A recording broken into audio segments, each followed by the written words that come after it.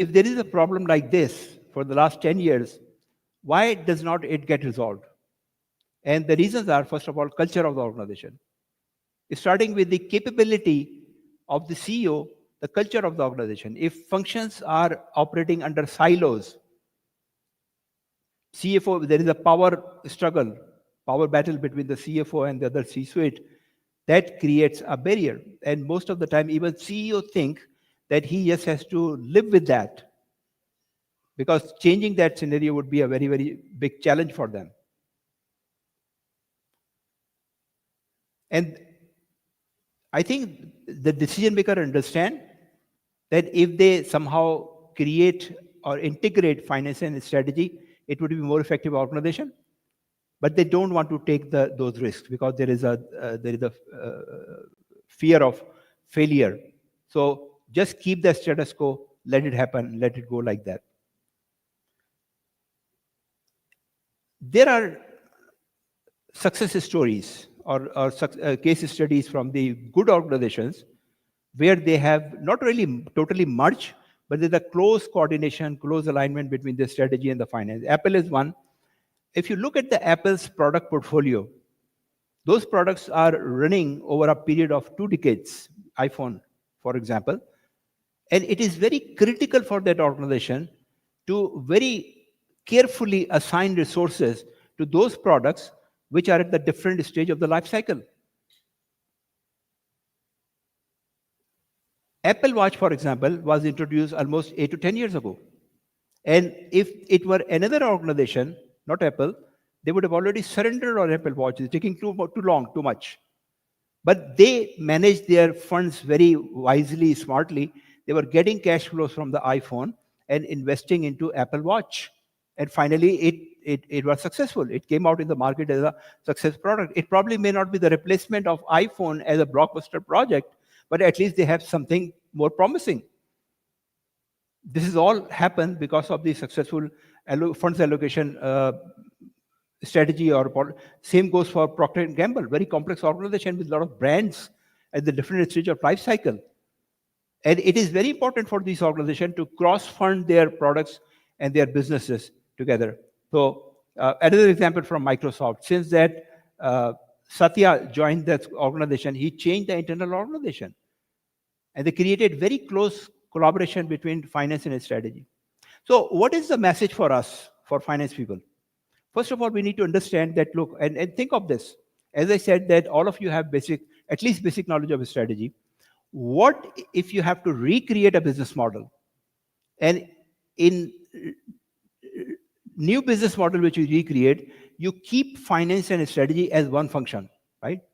Finance is in the best position to take care of the strategy execution. Not necessarily about the formulation, but execution. Because we know how to manage performance management. And all these strategy officer or head of strategy, they are basically doing strategy planning. They cannot do the strategy execution. They don't have the capacity, they don't have the relationship, they don't have the coordination and cooperation within the organization. So they are just sitting there. If we and keep the strategy head, keep the strategy manager for the planning part, but then you work with the CFO or finance organization to have an effective execution, right? Now, if you agree with my wishful thinking that this is going to happen, probably it's not going to happen. Probably it would never happen that CEO will come to the CFO or finance professionals telling them that, look, you guys are in charge for the strategy execution. What I did in my career, I understood that idea very early in my career, that it is the finance and strategy work together which will create effective organization or value for the companies. Nowadays, because of the AI and technology, there is a lot of talk about the CFO, digital CFO or strategic CFO or data CFO. There is a lot of confusion. CFO is not in a position to really play the role of chief data officer. It's a completely different role. Yeah, they have handled data before, but that data they have handled in the financial books is very different data than the data we are talking about. So CFO, the best role, best additional responsibility for CFOs is to become strategic CFOs, which means that they become, ideally, they become head of the strategy and head of finance. Perfect. If not, at least they work in close collaboration. What I did, I knew that yes, this is the situation, this is the solution, but because of the political environment of the organization, is never going to happen.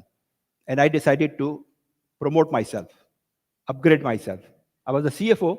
I started to call myself Global Strategic CFO. And nobody questioned it because I ensured that I demonstrate that I'm capable of doing that job. And of course, I learned a lot about strategy. That was my passion. And ultimately, practically, I was doing the strategy work. I delegated or loaded my organization, my finance organization, to do that, all the finance work. So it was controller who were doing all the accounting work. And I was still responsible for finance, but I was mostly doing the strategy work. And that worked very well. CEO did not mind because I was doing the work. They did not really take care of any formalities because those were not required. And I enjoyed my job as a CFO. So bottom line message of my presentation to you today is that you can do the same. The only thing you need to ensure that you have enough knowledge of a strategy. Learn a strategy. And a strategy, I could tell you, those of you who are not much familiar, it's a beautiful subject, very easy to understand. I'm teaching a strategy for the last 10 years to CFOs and finance professionals. With your financial background, you pick up very quickly on the financial models. Blue Ocean strategy, 5 forces, they are very beautiful models. And they are such models that they could be worked simultaneously by the finance and strategy together. And that is how they create fantastic results. So if you first, very simple recipe, first ensure that you know strategy, you understand the strategy. You can do it in 6 months. And then see at your workplace, what are the things which are not working, and you can take care of them on your initiative. As a CFO or as a senior controller, you could do that. Nobody would really object to it. Finance has a lot of flexibility. And once you take over that work and it started to show some good results, nobody would object, not your boss, not CEO. And that is how you get an implied authority. You become a brand of the strategy. And ultimately, you become a strategic CFO in real terms. So that's my message is. Any questions? Anybody has confusion to understand this overall framework I just shared with you?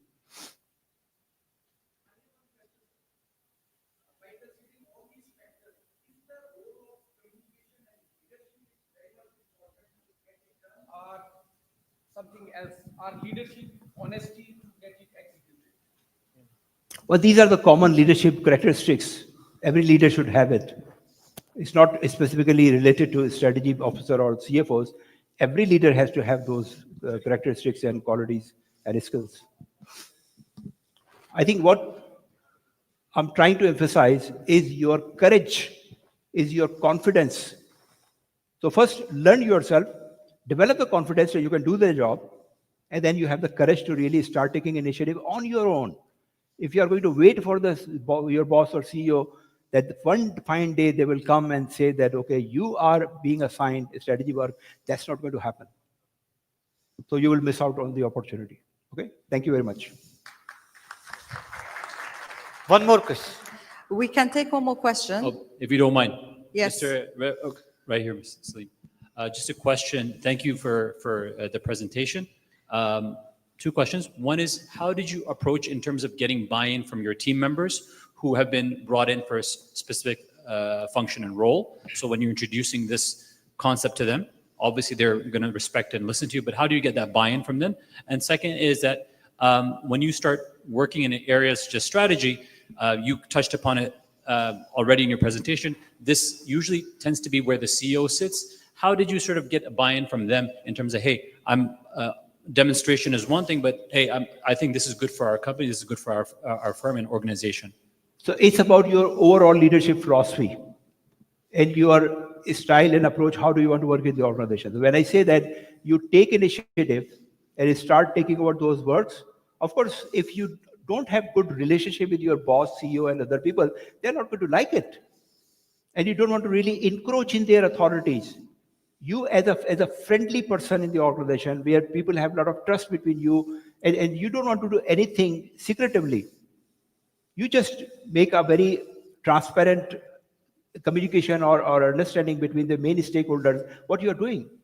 And if they see that positively, they are going to support you. Thank you, Mr. Salim.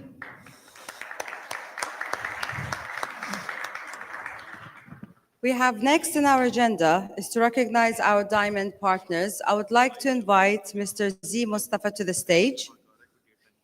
And a small brief about Mr. Zia is a finance leader with over 20 years of experience in manufacturing, supply chain, and distribution business in Pakistan and Saudi Arabia. He holds prestigious qualifications including FCMA and MBA from Lahore School of Economics, with further executive education from Harvard, MIT, and NCED. Zia's expertise spans leadership, strategy, and technology, bringing a unique perspective on finance leadership in dynamic industries. Please, could you all welcome Mr. Zia to the stage? Thank you. You're welcome. I hope all of you are enjoying your time at the moment. We have heard very good presentation from Ahmed Dawood, Hadil. You have engaged us. You're showing the way forward. And just to build on what Salim was saying, I recently moved to Riyadh around 4 months ago. During the last 3 months, I'm doing next 7-year strategy with the big fours. So we are in contact with them and understanding the market need and setting the foundation for next 7 to 10 years. So this is how. All of you are business leaders, real finance business partner. Ataf is sitting here. Ataf knows. We have been some discussion with him. PwC, McKinsey, Deloitte, all the big four. And this is where the market is going. You need to raise up. No one will come to you, but my CEO was new, I was new, and we both are setting the strategy for the business for next 7 to 10 years, understanding the local market, Vision 2030, how the vision is helping and supporting local manufacturing contact. We are in the MENA market. We do export to Europe and US. So you all have to raise your level up. Yasser is here. He's part of my team. He's into that discussion with me as well. So this is how things move. So we have very high expectation from all of you. And this team, Hadil, is very open for diversity. This is a different team. They are very open for diversity, and we are wishing you good luck. Now, one of the most important part, we have reached to our attendance of around 140 plus people at this moment. So this is very good news for all of us. And this is MECA CFO first event in Riyadh, Saudi Arabia. We're doing this event in UAE for last 10 years. And this is one of the biggest gathering we have in one of the event earlier as well. But being the first event, being in Riyadh, and I think we all need kind of appreciation. All of you coming here on Saturday, taking out time, and we're really thankful to you. Starting with the next part, we just want to honor and we want to say thank you to our diamond partners. So we have 3 diamond partners with us. We'll start with Dulejan, then Dynamic Solutions, and then ACCA. So Abdul Rahman from Dulejan, whoever is your team member, please send them, and we want to hear about your organization, how they are building and helping the finance community.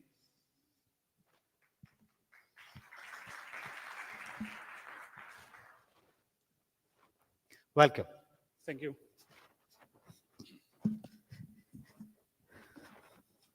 Assalamu alaikum. Thank you very much, Mr. Zia, and the CEO of MECA CFO Academy, Mr. Sufi. And I would like to thank you all for giving us an opportunity to immerse in this event and share our thoughts, share our vision and insights. It's AI. I'm going to talk about AI.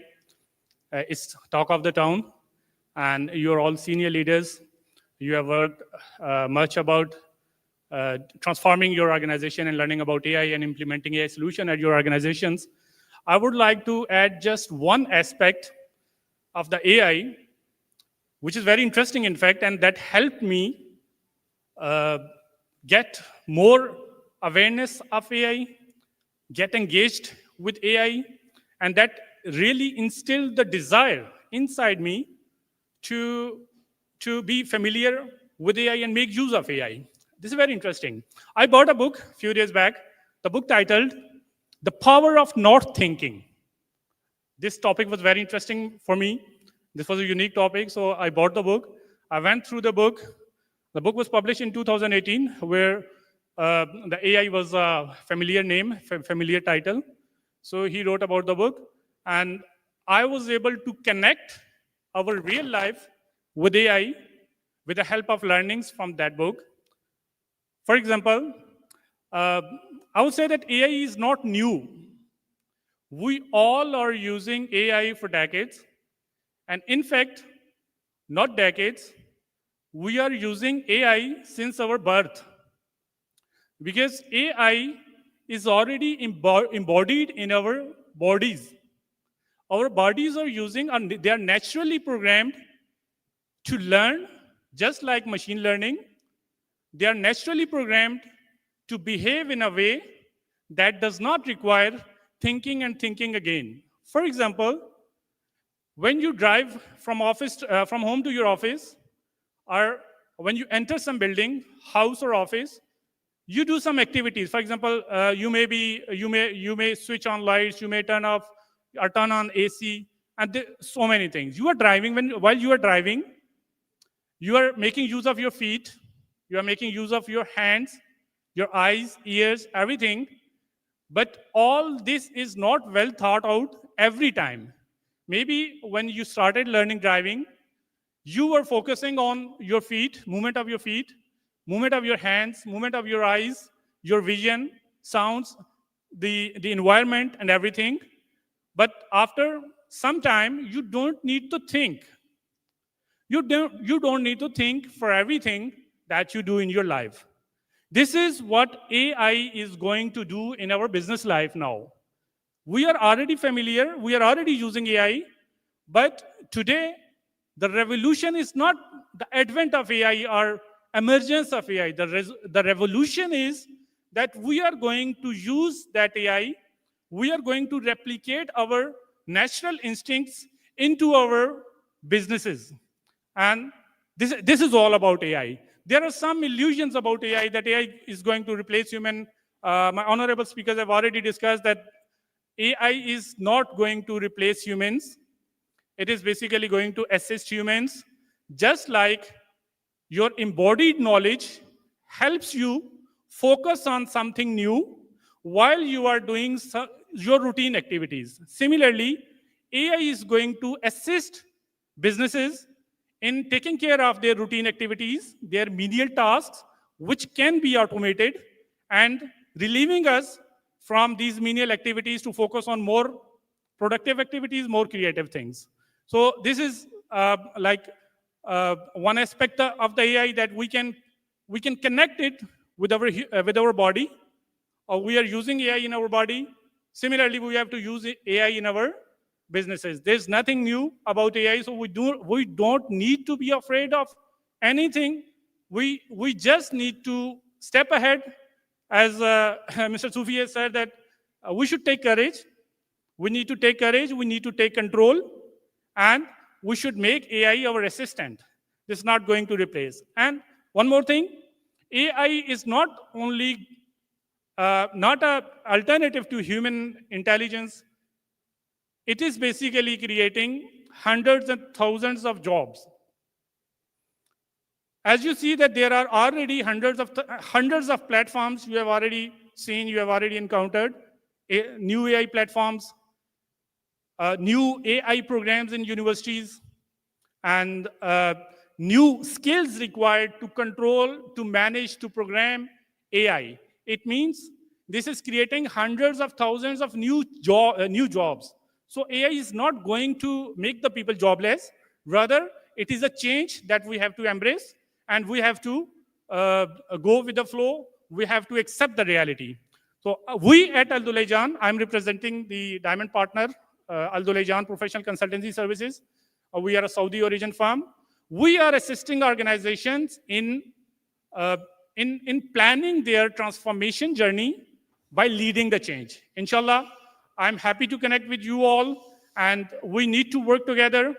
We need to join hands to make AI a reality in our business. It is a reality in ourselves, but we will make it a reality in our business, inshallah. Thank you. Thank you very much. I think we all are in this age. AI and HI, they both will complement each other as we move on. Please stay with us. Artificial intelligence and human intelligence, they will always complement each other. There are some concerns into the situation where we are into, but as we move on, this was the end result of a 6-month course from MIT. The professor said AI and HI will always complement each other. We have been created by a creator who is way wiser than what we are. So AI and HI would always complement each other. I would request Ahmed, I want you to be on the stage, and we want to give gift to our diamond partner, Al Dulejan.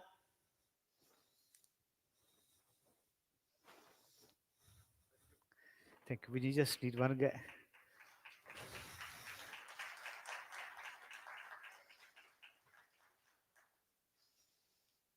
Thank you very much. Thank you, please.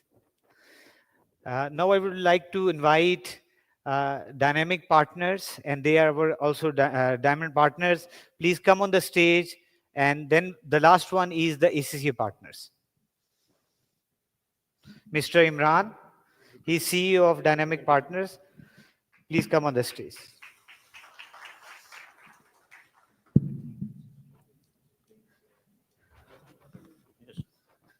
Bismillahirrahmanirrahim. Assalamu alaikum, everyone. Thank you for joining us in this event. We are proud to be part of this event as a diamond partner with MECA CFO Academy. And specifically, I'll have a quick brief about ourselves and then about the products, what we are offering. In terms of your digital transformation, AI transformation for your organization, in terms of your organization strategy, how we can help you, how we can drive your digital transformation with AI perspective. Yes. So I'll just give you a quick brief about our company, and then we can have audio there.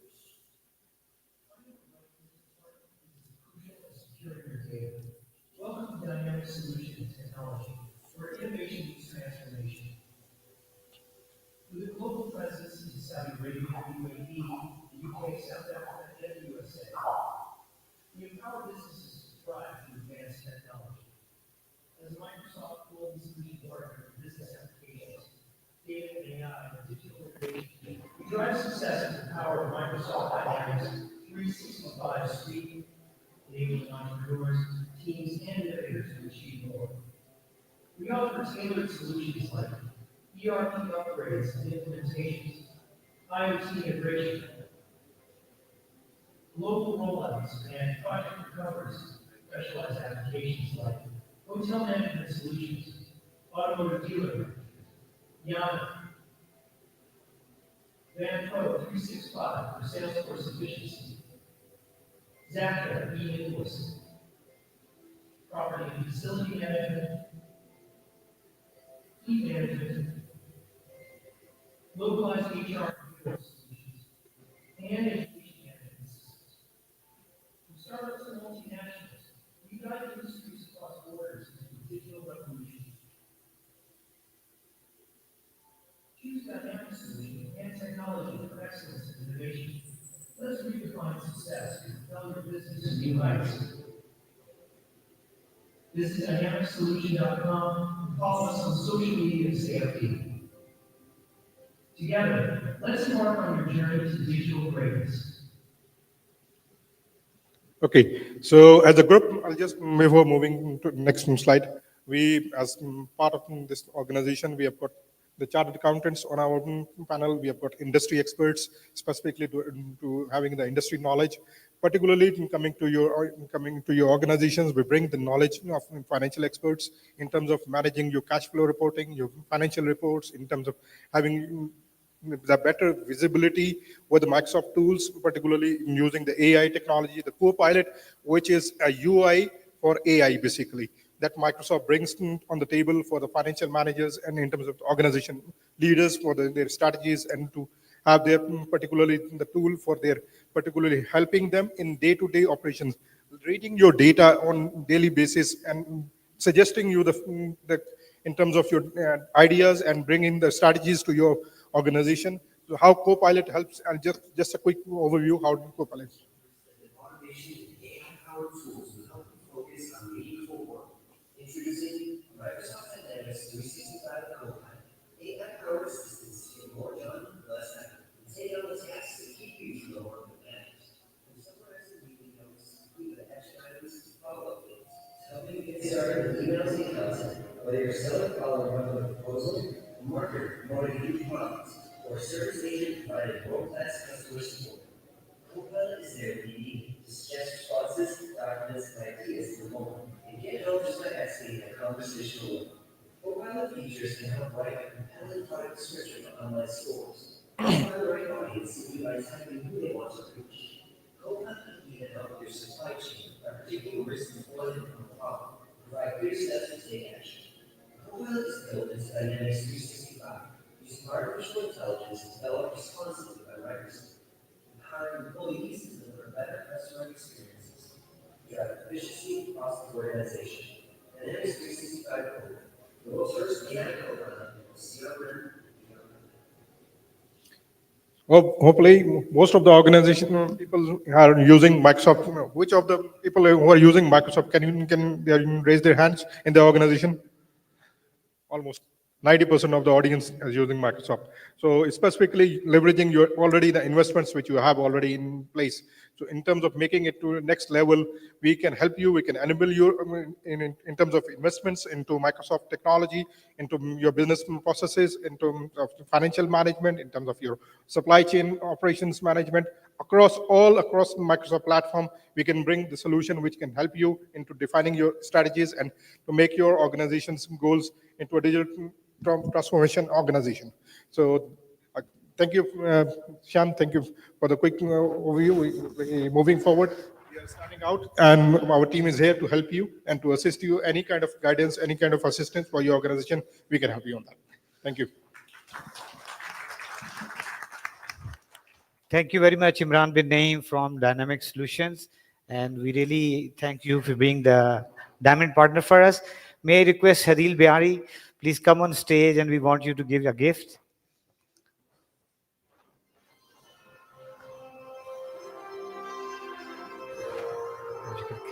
Hadil can come in the center. Come in the center.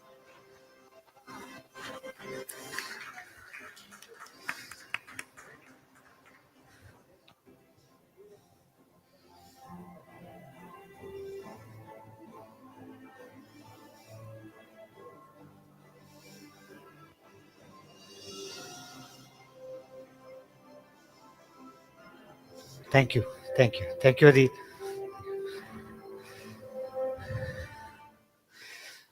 So when we were doing the registration of this event, one of the main thing where the whole event changed as a total game and the number of participants increased significantly.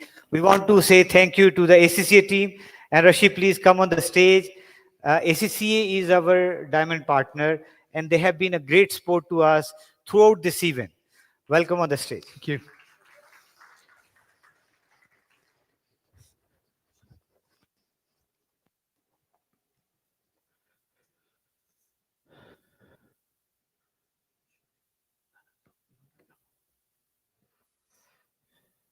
Ladies and gentlemen, distinguished guests, Assalamu alaikum. It's a privilege here to be amongst such senior finance leaders in Riyadh, a city that represents the kingdom's incredible transformation under Vision 2030. Saudi Arabia is undergoing historical, economical, and social resilience, diversity in its economy, empowering its people, and investing in innovation and sustainability. The strides being made in Saudi Arabia are nothing short of extraordinary. The kingdom is not only achieving rapid economic diversification, but also positioning itself as a hub for innovation and pioneer for green economy. As a global association with a local presence, ACCA deeply respects these efforts and stands ready to contribute. At ACCA, our mission is simple yet powerful: to be a force for public good, for driving sustainable business growth, enabling ethical, innovative financial leadership. For over 123 years, we have upheld these principles, supporting over 250,000 members, which I see a lot of ACCA members in this room, over 550 future members in 178 countries.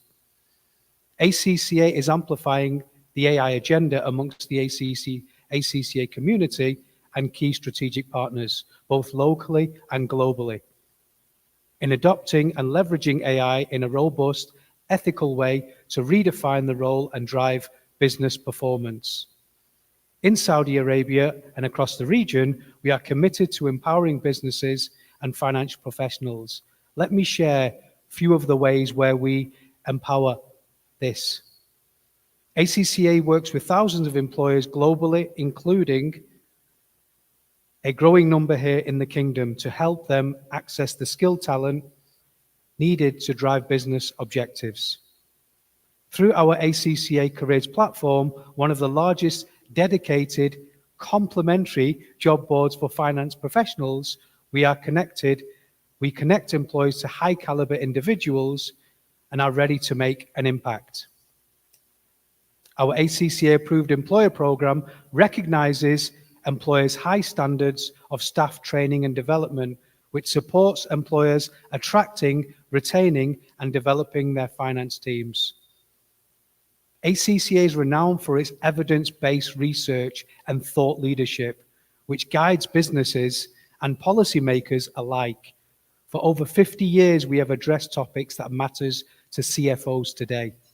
Risk management, we provide actionable insights on how businesses can contribute and manage and mitigate risks in an ever-changing global dynamic. Our Global Economic Condition Survey, GECS, the largest of its kind, offers real-time analysis of trends affecting the economies and businesses worldwide. Technology and the future of finance, our work on digital transformation explores how CFOs can leverage artificial intelligence, streamline operations, and add strategic value. At ACCA, we believe in empowering individuals throughout their careers. Our qualification recognizes globally for its rigor and relevance, produces professionals equipped with technical, strategic, and ethical competencies. To meet the needs of continuous world of work, we have recently launched a short certificate such as the Professional Diploma in Sustainability for Finance Professionals. These programs enable teams to acquire specialist skills in a fast, accessible format. Moreover, our continuous professional education programs are designed to ensure that members remain at the cutting edge of development in finance, business, and technology. ACCA has over 700 hours of online learning in both technical and non-technical topics, which can help upskill finance functions. The Kingdom's Vision 2030 is built on pillars that represents with ACCA's core values: economic transformation, talent development, and sustainability. We are committed to being a partner in this journey by equipping finance professionals and organizations with the skills, insights they need to thrive. Throughout our collaboration with Saudi employers, universities, and regulators, we aim to support the creation of a vibrant finance ecosystem that contributes to the Kingdom's ambitions. Before I close, I would like to take this opportunity and thank Salim Sufi, MECA CFO, and the wider voluntary team of MECA CFO. As we heard today from Ahmed Dawood, the role of the CFO is ever changing. It's more like a Chief Value Officer, the CVO, and it's never more critical. You are the stewards of growth, the architects of resilience, and the enablers of innovation.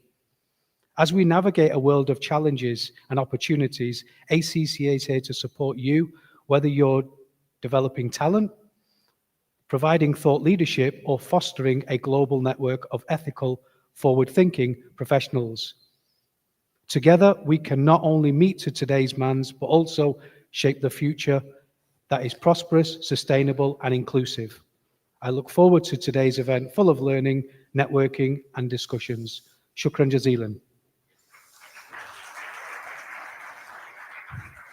Rashi and ACCA team, thank you very much. May I request upon Samir, please come with us on the stage. Maybe you guys need to come somewhere in the center. Thank you very much.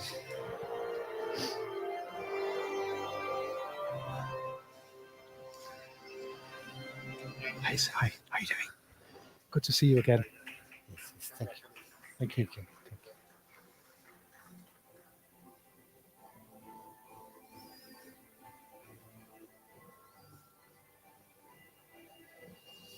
Thank you. Thank you very much. Thank you. I don't know, there's no...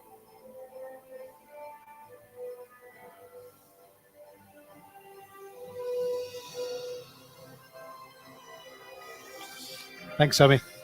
We'll catch you up. Thank you. Thank you very much. Thank you. Thank you, Rashi. Thank you. Thank you, everyone. We really appreciate your patience and your attention. So we will now break for 20 minutes for coffee break and Dohar prayer break as well. Just some administration part. The gents restroom is here.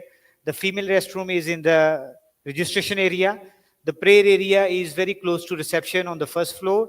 We will meet again after 20 minutes from now, right 12 o'clock. Thank you. Just before we go, I'd just like to advise you to have a quick tour and look around the charts. They're really amazing. I wasn't expecting that, to be honest, but it's really nice to read through the charts. They're nice drawings. Everyone's excited. They're here to network.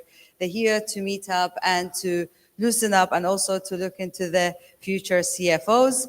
At the same time, I would leave you with a question where I would want the answer after we're back. When does tomorrow comes before yesterday? Oh, sorry. Let me just check the question again.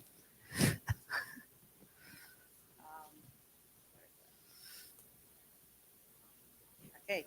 When does today come before yesterday?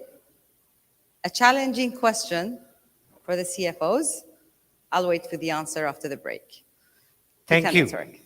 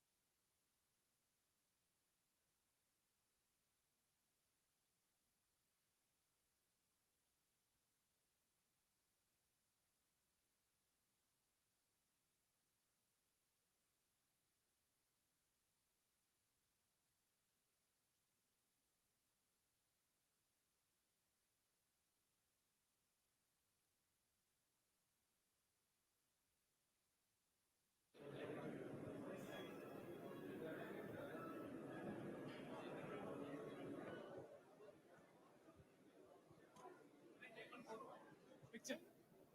Picture.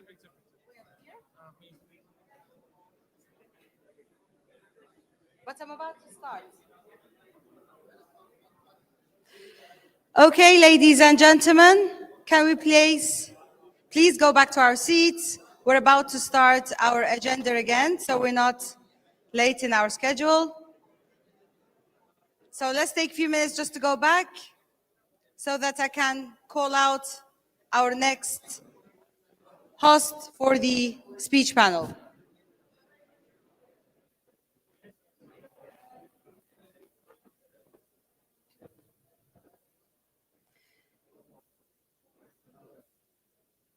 So, ladies and gentlemen, we are about to start again our next set of program.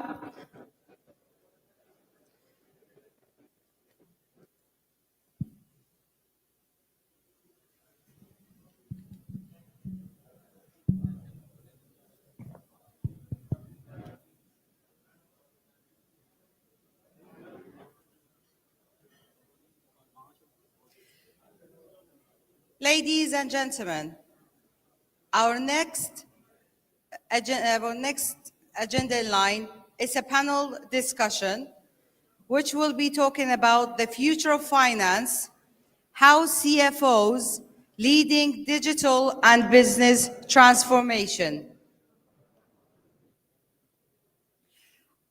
Our moderator for this speech panel is Mr. Samir Derbas, and I will give a small brief about our moderator. Please welcome Mr. Samir. Yes, let's give it up.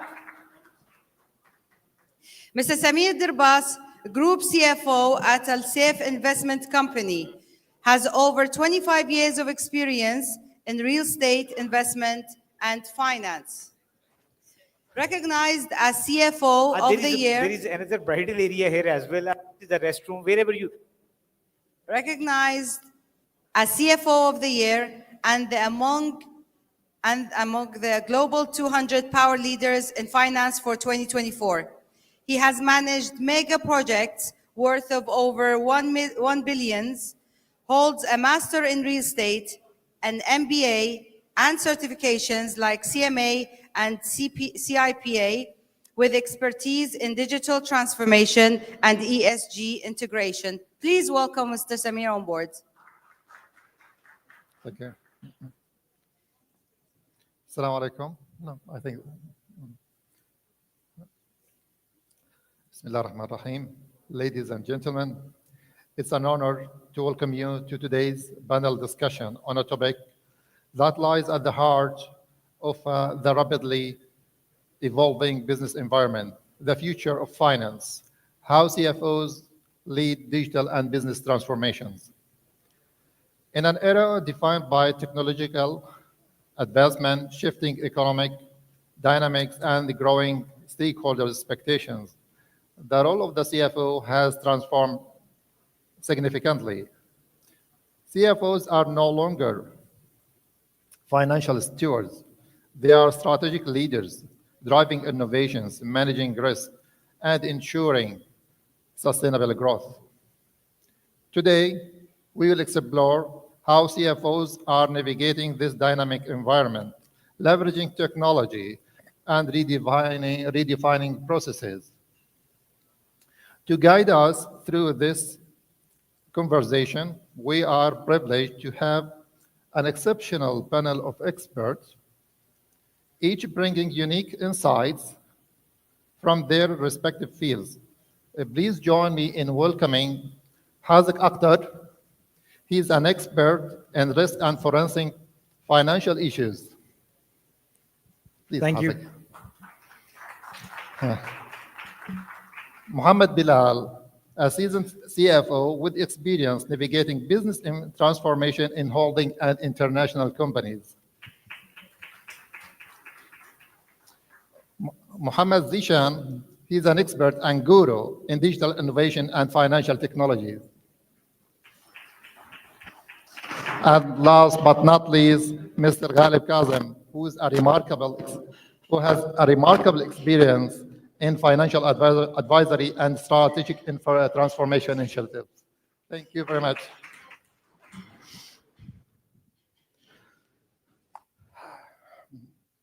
It's very nice to meet up again.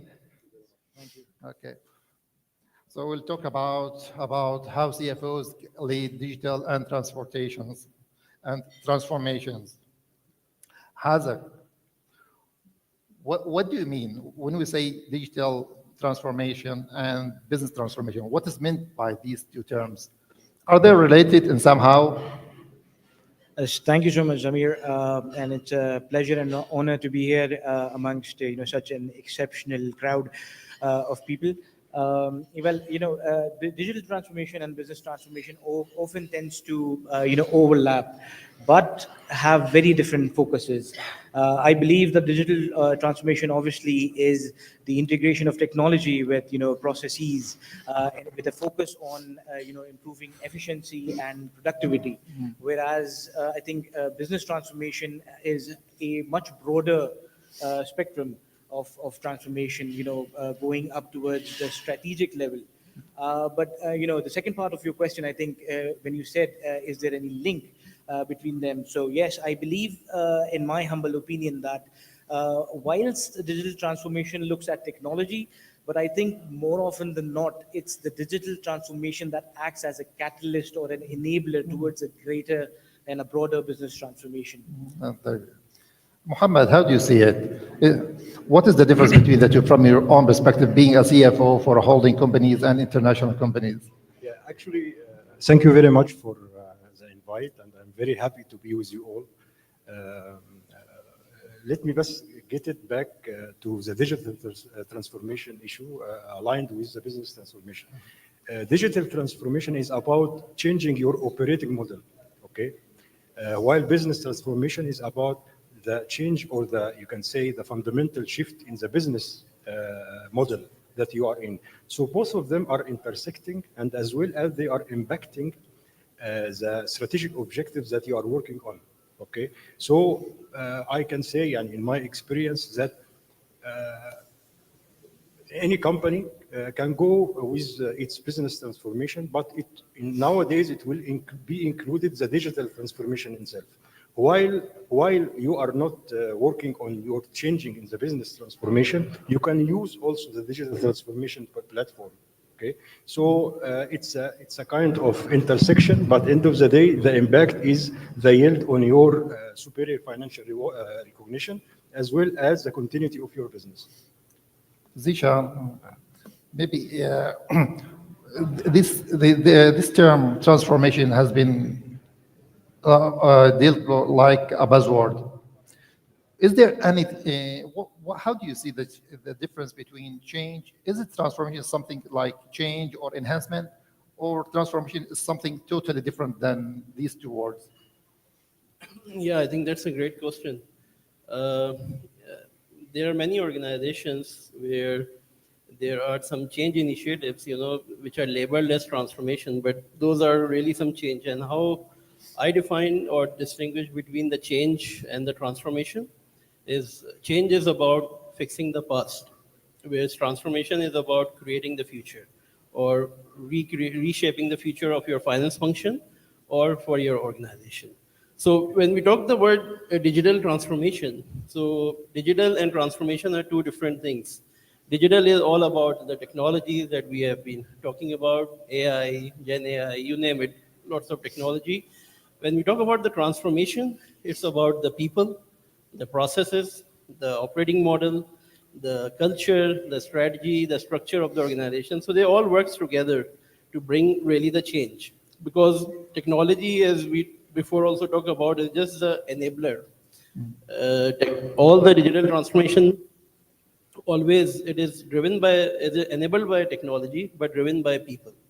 So that's where I saw a very big difference, because many organizations, they are going through, for example, ERP upgrades or ERP implementation, and they name it as a digital transformation.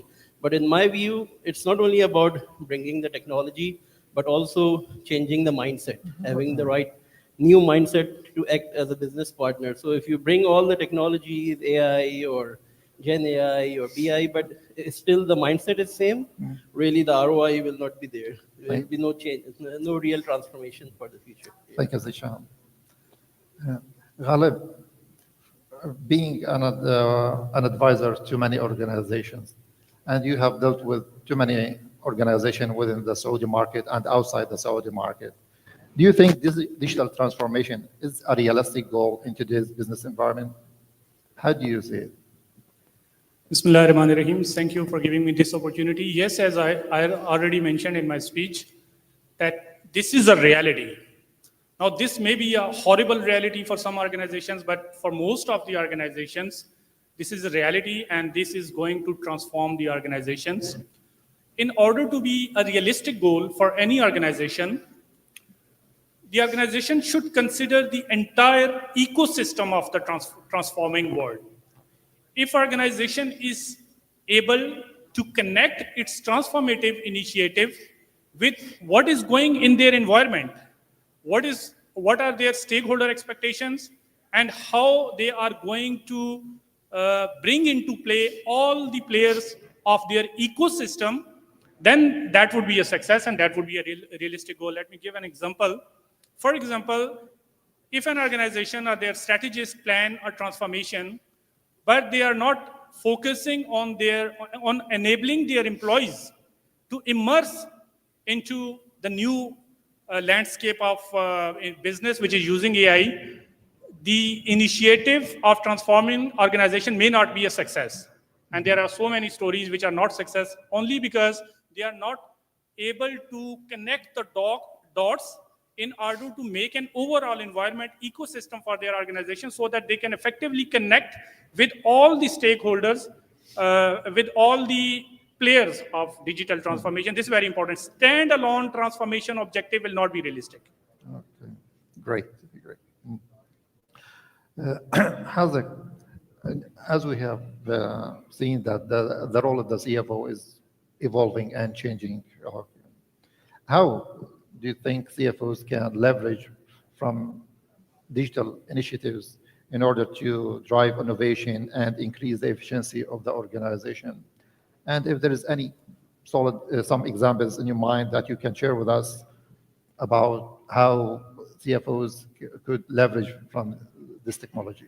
Yeah, absolutely. I think it's an important question. I think it is a different perspective that we can talk about. But I think as far as my knowledge is concerned or my experience is concerned, I think based on my observation, CFOs are two areas that specifically I feel that they have really done good work. One is with the use of RPAs, the robotic process automation. We've seen the more and more usage of that, and the other I think is the use of advanced data analytics. CFOs now tend to rely heavily on that, especially after the introduction of AI and the co-pilots that are coming in. So I think these are the two areas where I truly believe that CFOs are really leveraging these things. And as Mr. Ghalib just said, that it's now a reality, and it's going to basically now continue and evolve and go further from here. Now, obviously, there would be some challenges, as Mr. Ghalib just mentioned. That could be a horrible situation for somebody, and people can look at it as an opportunity as well. So genuinely on those fronts. I think the second part of your question, which was that where if I've actually seen or if I can give an example of these technologies being used, I think and even if you look at in our daily correspondences with basic things like, for instance, if you go to McDonald's, for instance, right, you now do not have to actually walk up to the counter. You can just order from a digital board. So that's genuinely one kind of transformation that you see. Enhancing the customer experience from that perspective. Secondly, if anybody has heard about the MindSphere, Siemens came up with MindSphere, where they used the IoT cloud-based technology and linked it with physical machines. So that's very, very interesting. Similarly, Zara's RFID technology, it's very simple, but when you can imagine real-time looking at supply chain and inventory models through a centralized location of the entire retail chain across the globe. So you can imagine how interesting that would be. Very interesting to hear that some great examples of organizations who have been on this experience. Yeah. Ahmed, as the role of the CFO has been changed and transformed in a very in a speedy way, okay? Well, how do you think the CFO role has evolved, especially when you look at the leadership style or leadership traits that the CFO must have in order to cope with the current era of digital transformation? How do you see that? This is a very important. And voice, Muhammad. My experience,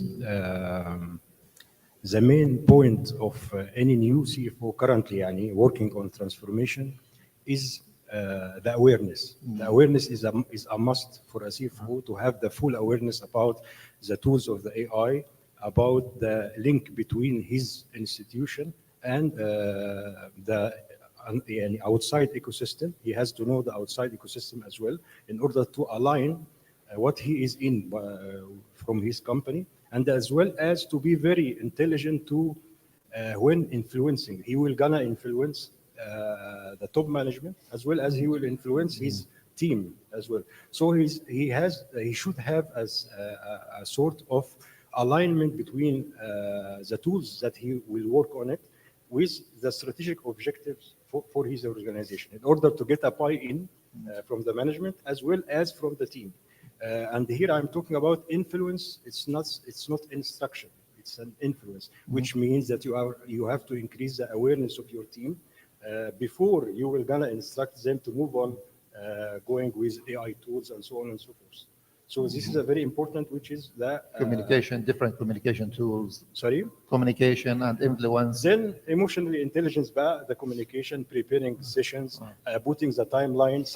Sometimes you are making an ad hoc way that, for example, your treasury team say to them that please review a certain AI tool to, for example, to align banks transactions with our ERP system, and then see it's a sort of fail fast and learn faster. This is a very important point prior addressing to the team and making all the processes and so on and so forth.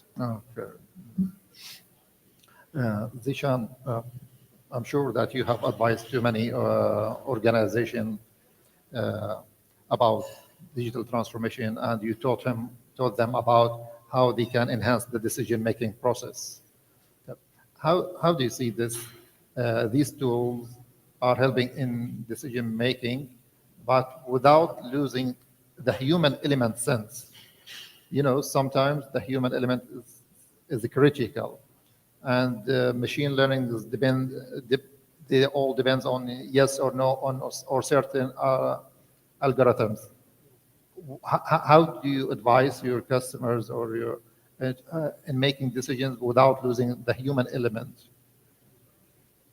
I think, yeah, this is a really important question, because now we have a talk of autonomous finance, but really I think the human intelligence, as Zia also mentioned, like the God-gifted human intelligence, not going to be replaced by any technology. Yes, there are some areas. So for example, if you want to improve the productivity, the speed of calculation, analysis in that, of course, that machine can do much faster, much better, more accurate than the human. But I think the human element still is really, really very important. Even it's an automation project, you are trying to automate your processes. Even in that one, like there are many ways, like as you ask about our client, there are many clients who come to us, they told like we have issue with our process, we have certain issues in our accounting function, and when we go deep dive, we figure out that the problem is with their people and the process. So that solution, that problem is not going to solve by any technology alone until the people and the processes are fixed. For example, like one example, there was one client, they were in their account receivables. They were every month end, they were getting 100 to 150 unidentified customer payments, bank deposits into their bank account, and they were struggling like at the end of the month, they were struggling who make the payment, who deposit this payment. So I told, okay, there is technology, we can design a customer portal for you based on the OCR to detect the payment invoices, but until your sales team and your accounting team, they not collaborate and work on incorporating the right data for the customers, how it's going to be even work through the customer portal or any technology. So first you have to fix your processes, train your people, do some process re-engineering, then so it works all together. Also in terms of data analytics, if we talk about, we also implement AI-based analytics platform. So the predictive analytics or the forecast that is given by the AI, it is more of an unbiased. This is the one advantage because when the human element is involved, there is always some biasness is involved. Like there is a biased forecast, even from the sales or business development. One advantage of AI-based analytics is it gives you unbiased forecasting because it do based on the past data. So human bias is not involved. So it gives you a very good baseline.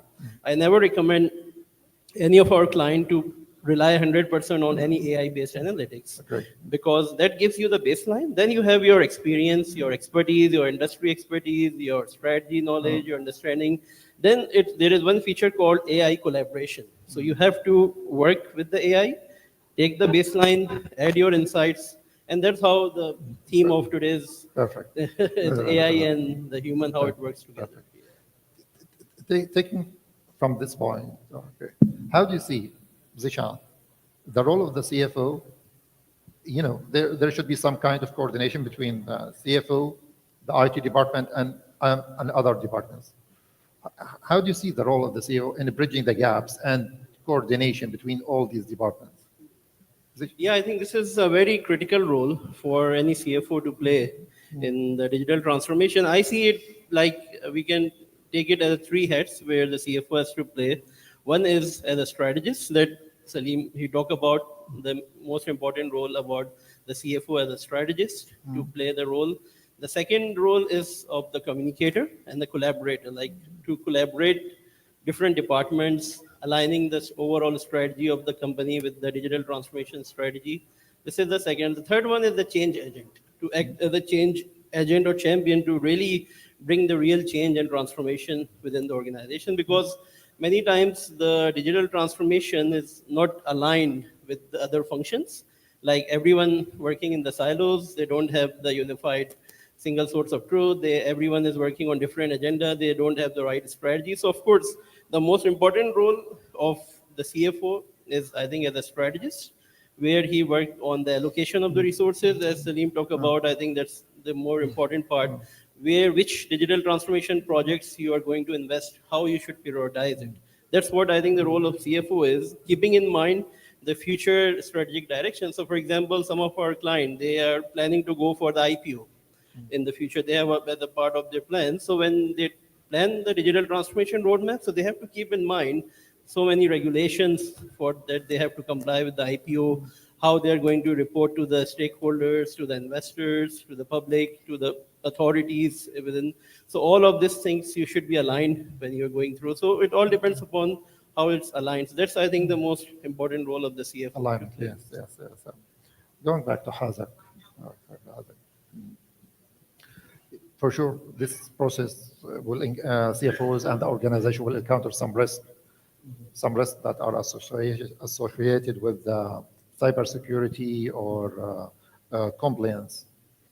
How do you see CFOs should deal with this risk? Well, I was in another conference. I was actually asked this question, and my response to that was just one: investment. You need to invest in cybersecurity because it's very important. Cybersecurity in today's day and age cannot be looked upon, as a cost which can be brushed under the rug. CFOs really need to be, really vigilant about cybersecurity, because the more you digitalize, the more you're prone to cyber attacks and cybersecurity vulnerabilities, right? So my recommendation to my colleague, my humble recommendation, is investment. That you invest in your encryption technologies, you invest in your firewalls, but most of all, as even Zishan and Mr. Ghalib pointed out, you need to invest in people. If you don't invest in people, then there's no point.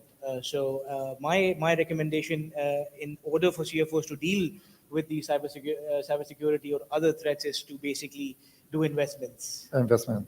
Don't be cheap. Spending money. Yes. Okay. Spending okay, Muhammad, how do you see it? Going back to the same point, actually? Yes, in terms, I'm having a point here. Yeah, please go ahead. if you remember, in July 2024, this year, the strike happened for this company, cybersecurity's crowd strike, I think, where the flight business has been halted.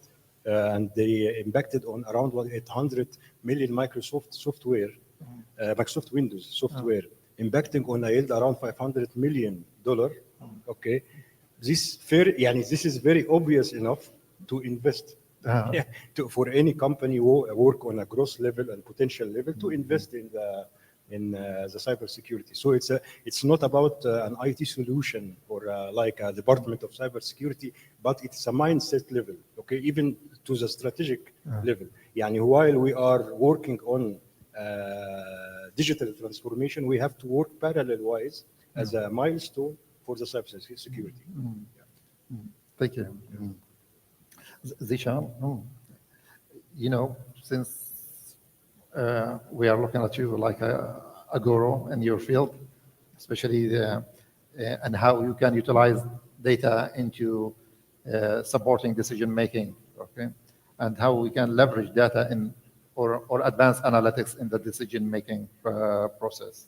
So how do you see, what tools do you see the CFOs and the organization could utilize advanced data analytics, and what will be some the challenges and opportunities by utilizing these tools? Yeah, in terms of tools, of course, I don't want to be biased. We have also tools, and there are many great tools available in the market for AI-based analytics. The main thing is to identifying the right use case where you need to apply, and what's the requirement of your business, how you need to align. So, what are the capabilities of the finance function that you need to build using those data analytics? So, for example, I saw there is one report published, I think, a couple of months back. It mentioned like annually $240 billion is lost because of the forecasting error. Because of the error in the forecast, $240 billion is lost annually. Why? Because if you have a error in your demand planning, demand forecasting, there is a complete cycle. You will have issues in your production, your procurement, your inventory. So $240 billion lost despite having the ERP system and legacy demand planning system. That's where I think the role of predictive analytics using this AI-based analytics, that's really important. We saw many organizations, they improved their forecasting accuracy from 60, 65% up to 90% as well. So obviously leveraging these AI-based analytics, I think is also not only within the finance, but also for the demand planning, for production planning, inventory management, inventory optimization, because these are the all drivers that comes ultimately at the end on your balance sheet and your P&L. That's the end result that we are trying to, but how to manage this, I think that's where we need to also apply the analytics to get more unbiased forecasting to manage and avoid these type of errors. Great. Going back to Valev, okay. As we have witnessed that we are witnessing that the role has changed, not only for the finance for the CFO, even for the finance as a function. How do you see that in terms of sustainability and ESG? How could CFOs integrate these factors, these strategies into their financial strategies? I suppose that the finance departments, finance people, and I believe, or I suppose, I'm afraid that the entire world is lacking behind in ECG matters. For example, let's consider our own sector. Our regulators, regulatory bodies, have not been able to make anything mandatory about ECG reporting in financial statements. Still, that is an option. That option is still not utilized or availed or undertaken by many organizations. I think CFOs should be the first movers instead of waiting for other bodies or other departments. They should be the first movers integrating ESG strategies in their planning, because they are at the center of any strategic planning for their organizations. So I believe there's a lot of work to do, both by finance sector, financial experts and others, to look into this, make something like they need to develop their own KPIs at organizational level, at department levels, at country level, and globally, to bind themselves against those KPIs. I think we are lacking in this area, and we need to focus much in this area and bind ourselves to this critical issue. We have to save our earth, we have to save humanity, and this is critical for saving ourselves, our humanity, and our earth, to incorporate ECG factors in our reporting. Thank you, Alip. At the micro level, if I may ask Hazak, what key economic factors do you think CFOs should be monitoring in the coming period? Samir, I think this is again, it's a broad-based question. I think I can talk about, for hours on what kind of key factors. issues. Yeah. But I think as of now, the dynamics of the region, I think the geopolitics, how it's shifting, that's one of the most, I feel one of the most important things at the moment that we really need to be aware of as a CFO. The other things, obviously, are operational. They can fall in line. For instance, the supply chain matters. We saw a disruption because of COVID. There was a lot of disruptions in the supply chain as well. But I think the two important aspects, one, I think Ghalib just touched upon, one was ESG. Obviously, and the other is geopolitical. So, geopolitical, I've talked about. ESG, I think I can offer my 2 cents there as well. Look, ESG is the talk of the town at the moment, right? It's the buzzword. It's coming in. Some organizations are right at forefront of it. They are taking it very seriously, and they're making strategies in line with it. But those who are not, I think they need to be cautioned, because now going forward, the way you are perceived, the way you are seen, will really impact your financial performance. And you really need to make sure that the stakeholder expectations from that perspective is really aligned. So I think these are my 2 cents that I can offer as part of an advice to the fellow CFOs. Muhammad, being a CFO, how do you think you can prepare your organization for any potential economic shock? Like, as has mentioned, there could be geopolitical or something related to the supply chain or anything. Being a proactive CFO, how do you think you should have your organization prepare for that? I think hello. Yeah. Preparing an organization for proactively entails that you are working on knowledge of your ecosystem, surrounding ecosystem. For example, our surrounding ecosystem is referring to AI integrated platforms. All the surroundings is talking about that, and it's working on that. It's maximizing geometrical sequence-wise, okay? And so, as a CFO, proactive-wise, you have to learn very well the artificial intelligence, okay? As well as you have to, again, improve the awareness of your team. And the main point here, improve the awareness of the management. This is very important. Because somehow, management is dealing about its yield on profitability as well as growth. So to buy in, you have to let them know the short future update about the things. So this is a very important part to engage. Okay, the main point is the engagement with management and engagement with team member. Okay, and this has to be proactive wise. Okay, so rather than being a reactant, suppose the management is calling for an AI integrated ERP or so, you have to learn. This is one of the duties of the new CFO approach. Okay, it's again one of the colleagues talking about the value officer. I think Mr. Ritchie, I think this is right. This is the main CFO trend. Is a value officer. How you are creating value to your organization as well as your team. So this is sounds very important for any new CFO to prepare his organization proactively. Thank you, Mohammed. Actually, one last aspect I need to cover in this discussion, which is one of my favorite topics, actually, is ethics.